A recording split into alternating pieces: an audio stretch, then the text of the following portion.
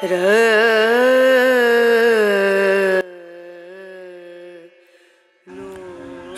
সকাল প্রিয় বন্ধুরা, তোমরা সকলে কেমন আছো? আশা করছি প্রত্যেকেই খুব ভালো আছো এবং সুস্থ আছো। তোমাদের ভালোবাসা ও আশীর্বাদে আমরা প্রত্যেকে বেশ ভালো আছি এবং সুস্থ আছি। তোমাদের সবাইকে আমার আরও একটি নতুন ভিডিওতে অনেক অনেক স্বাগত। আশা করি আজকের ভিডিওটা তোমাদের খুব ভালো লাগবে। আর প্রিয় বন্ধুরা, প্রথম থেকে শেষ পর্যন্ত থাকার অনুরোধ রইল সকলকে। আর অবশ্যই প্রত্যেকে একটা লাইক দিয়ে ভিডিওটা কন্টিনিউ করো, এইটুকু রিকোয়েস্ট সকলের কাছে। আর সবাই আমার সঙ্গে থেকো শেষ পর্যন্ত। আর যারা নতুন আসছো তাদেরকে বলবো অবশ্যই চ্যানেলটিকে সাবস্ক্রাইব করে দিয়ে আমার বন্ধু হয়ে আমার পাশে থেকো। আর অবশ্যই প্রত্যেকে একটা লাইক করো। যারা অলরেডি এই কাজটা করেছো তোমাদের সবাইকে অসংখ্য অসংখ্য ধন্যবাদ। তোমাদের সবাইকে সাথে নিয়ে কিন্তু আজ সকাল সকাল ভিডিওটা শুরু করেছি। আর আজ কিন্তু বাসি কাজ দিয়ে ভিডিওটা শুরু করেছি। প্রথমত ঘরটাকে সুন্দর করে ঝাড় দিয়েছি, তারপরে কিন্তু দুয়ারের সামনেটা জল দিয়েছি, তারপরে উঠানটাও ঝাড় দিয়ে তারপরে এই যে সামান্য কিছু থালা বাসন ছিল সেগুলো নিয়ে বাইরে চলে এসেছি। এখন কিন্তু সেই থালা বাসনগুলো আমি মেজে নিচ্ছি। আর প্রতিদিনের মতো রাতের বেলা কালো থালা বাসন মেজে রেখেছিলাম, তাই এই যে সকালে অল্প কিছু থালা বাসন ছিল সেগুলো মেজে ধুয়ে তারপরে রান্নাঘরটা পরিষ্কার করে তারপরে কিন্তু একেবারে নাইটিটা চেঞ্জ করে তারপরে আবার চলে এসেছি বাসি যেই জামা কাপড়গুলো ছেড়েছি সেগুলো সমস্তটাই সার্ফ জলে ভিজিয়ে দিতে। আর এখন ভিজিয়ে রেখে তারপরে এই যে ব্রাশটা করে নেব। আর বাইরের পরিবেশটা দেখতে কিন্তু ভীষণই ভালো লাগছিল, যেহেতু একটু একটু হাওয়া ছিল। আর হাওয়াটা ছিল পুরো মৃদু হাওয়া, শরীরটা একদম জুড়িয়ে যাচ্ছিল, ভীষণই ভালো লাগছিল জানো এই হাওয়াটা গায়ে লাগাতে। তারপরে যাই হোক সমস্ত কিছু করে তারপরে চলে আসলাম রান্নাবান্নার দিকে। আর এই দেখো এই যেই পাতাগুলো দেখতে পাচ্ছ এগুলো কিন্তু দুধমান কচুর পাতা। এই পাতাগুলো কিন্তু আমার ভীষণই ভালো লাগে এই কচুর পাতা খেতে। আর এটা কিন্তু আমাদের বাপের বাড়ি থেকেই পাঠিয়ে দিয়েছিল আমার জন্য, তোমরা জানো ফ্রিজে ছিল, তাই এই যে আজকে ভেবেছি রান্না করব। আর ওদিকে কারেন্টটাও চলে গেছে, জানি না আজকে তোমাদের সঙ্গে আমি রান্নাটা শেয়ার করতে পারবো কি না, যেহেতু কারেন্ট চলে গেছে। আর এই যে বাইরে বসেই কিন্তু শাক পাতাগুলো কুটে নিলাম। তারপরে শাকটা ধুয়ে ঘরে রেখে এসে তারপরে ওই যেই জামা কাপড়গুলো আমি ভিজিয়েছিলাম সেগুলো এই যে সমস্তটাই কেচে এখন কিন্তু এই যে এই তারটায় মেলে দিচ্ছি। আর এই যে ভিডিওটা দেখতে পাচ্ছ তোমরা বন্ধুরা, এই ভিডিওটা কিন্তু আমি এই বুধবার তার আগের বুধবার করেছিলাম, আমি বাপের বাড়ি আসার দুদিন আগের ভিডিও ছিল এটা। আর তারপরে আর কোনো ভিডিওই আমার করা হয়নি, যেহেতু আমি এখন বাপের বাড়িতে আছি। এখানে আসে আমার কোনো ভিডিও করতে মন চাচ্ছে না, শরীর মন দুটোই খুবই খারাপ। তোমাদেরকে একটু আমি বললাম, যেহেতু মন শরীর দুটোই ক্লান্ত, ভারাক্রান্ত, অসুস্থ, মানসিক সমস্তটাই হয়েছে।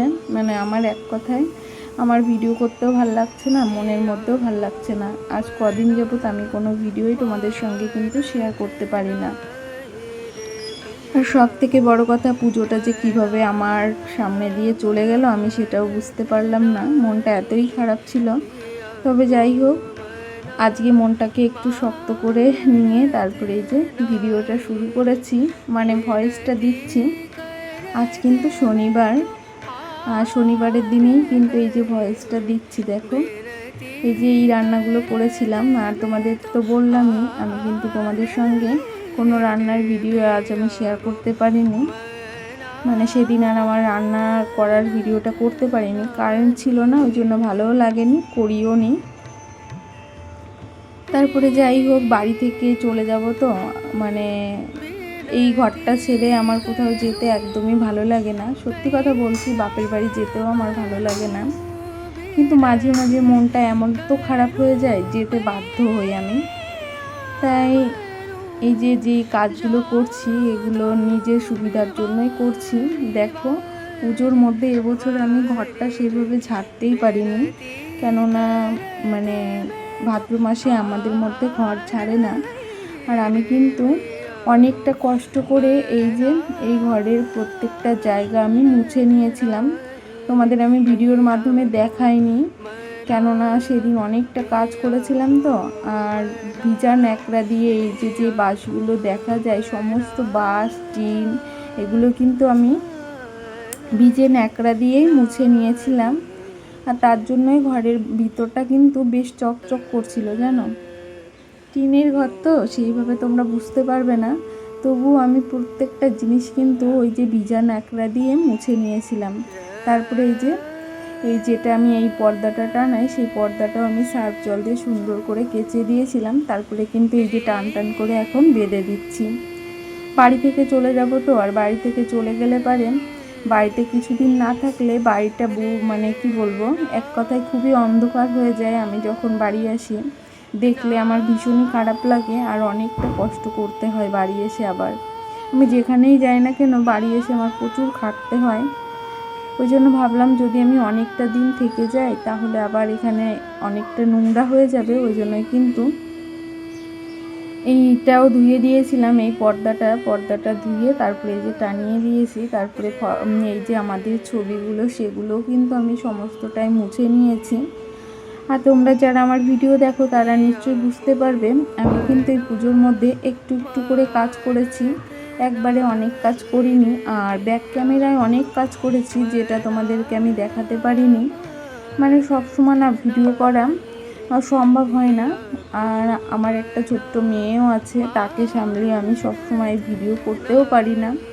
আমি এক কথায় ভিডিওতে একদমই সময় দিই না জানো। সংসারের প্রত্যেকটা কাজ বলো, মানে কি বলবো, আজ অনেক বেশি কথা বলে ফেলছি, মানে মনে আর ভালো লাগছে না, তার জন্যই বলে ফেলছি।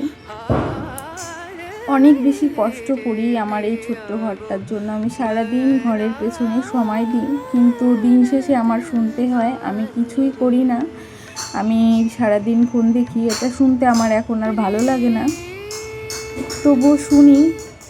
মানে কষ্ট হয় যখন মনে পড়ে না, ভীষণই কষ্ট লাগে। যেহেতু আমি ফোন বাদ দিয়েও না ঘরের কাজ করি, মানে ফোন এই যে তোমরা ফোনে যেটা দেখো সেটা হয়তো বা তোমাদের সামনে আমি তুলে ধরি, তাছাড়াও না তোমাদের সামনে যেটা আমি তুলে ধরি তোমরা কিন্তু সেটাই দেখতে পাও। আর আমি অফ ক্যামেরায় যে কাজগুলো করি সেগুলো কিন্তু তোমরা দেখতে পাও না। আমি আমার সংসারের জন্য কিন্তু সারা দিন পরিশ্রম করি, সেটা না অনেকের চোখে বাঁধে না, একদমই দেখে না তারা। যেভাবেই হোক আমার এই ছোট্ট সংসারটাকে যেভাবে আমি তিল করে গুছিয়ে রাখি সেটা কিন্তু কেউই উপলব্ধি করে না গো। সেটা কেউ প্রশংসা তো দূরে থাক, কেউ মানে ভাবতেই মানে চায় না যে আমি ঘরটাকে গুছিয়ে রাখি। ফোন দেখা বাদ দিয়েও কিন্তু আমি এই সংসারটাকে গুছিয়ে রাখার চেষ্টা করি, সেটা কিন্তু কেউই উপলব্ধি করে না। মেন কথা হলো এটা।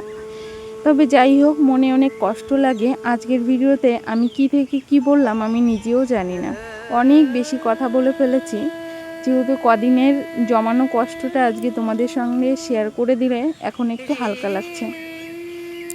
তবে যাই হোক, অনেক কথা বললাম, অনেক কিছু বললাম, আর সবই কিন্তু আমার মনের কথা। জানি না আজকে ওই যে আবারও বলছি কি থেকে কি বললাম আমি নিজেও বুঝতে পারছি না। ভিডিওটা তোমাদের কেমন লেগেছে সেটা অবশ্যই কমেন্ট করো, আর অবশ্যই প্রত্যেকে কিন্তু লাইক করো। আর যারা নতুন আসছো তাদেরকে বলবো চাইলে কিন্তু তোমরা ভালোবাসা দিয়ে আমার ছোট্ট পরিবারের পাশে থাকতে পারো।